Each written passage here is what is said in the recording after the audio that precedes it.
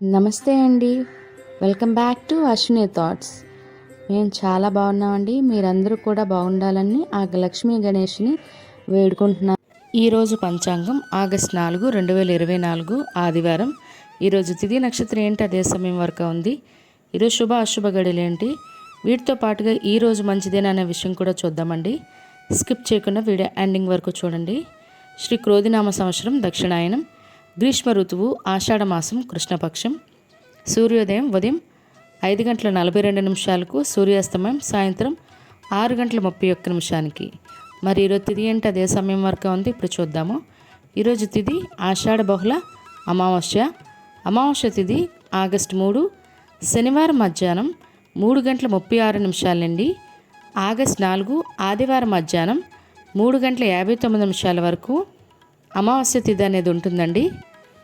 తదుపరి ఆషాఢ బహుళ పాడ్యమి తిథి ప్రారంభమవుతుంది.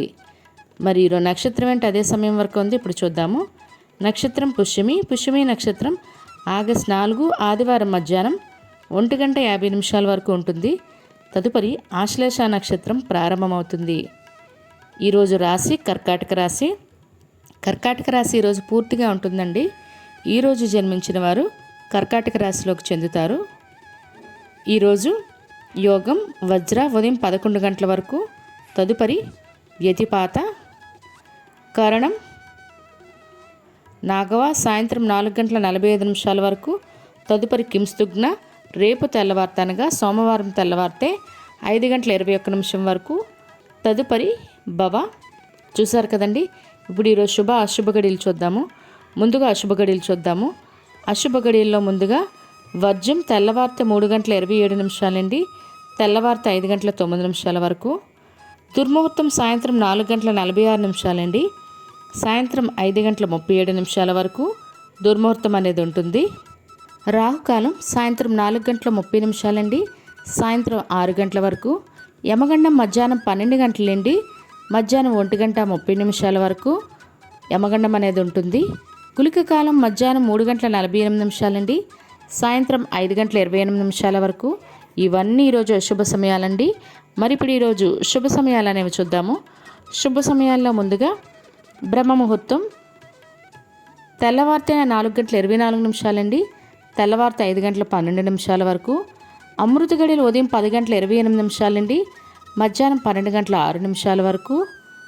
అభిజిత్ ముహూర్తం ఉదయం 11:49 నుండి మధ్యాహ్నం 1:28 వరకు. ఇవన్నీ ఈరోజు శుభ సమయాలండి. మరి ఇప్పుడు ఈరోజు ప్రశ్న, శ్రీకృష్ణుడు మొట్టమొదట ఎవరిని సంహరించెను? సమాధానం కింద కామెంట్ బాక్స్లో కామెంట్ చేయండి. నిన్నటి అడిగిన ప్రశ్నకు సమాధానం ఇప్పుడు చూద్దాము. నిన్నటి ప్రశ్న, కృష్ణుడు మొదటి 8 మంది భార్యల పేర్లు ఏమిటి? దానికైతే జవాబు రుక్మిణి, సత్యభామ, జాంబవతి, కాళింది, మిత్రవింద, నాగ్నజితి, భద్ర, లక్ష్మణ. ఇవి అండి వీటి సమాధానాలు అయితే. మరి ఇవే ప్రశ్నలు మీ పిల్లల్ని అడిగి వాళ్ళకి కూడా పురాణాల పట్ల అవగాహన పెంచండి.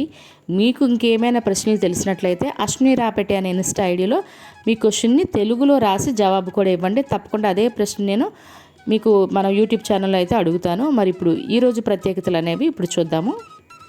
ఈరోజు ప్రత్యేకతలు, ఈరోజు అమావాస్య అండి. ఆషాఢ అమావాస్య అంటాము.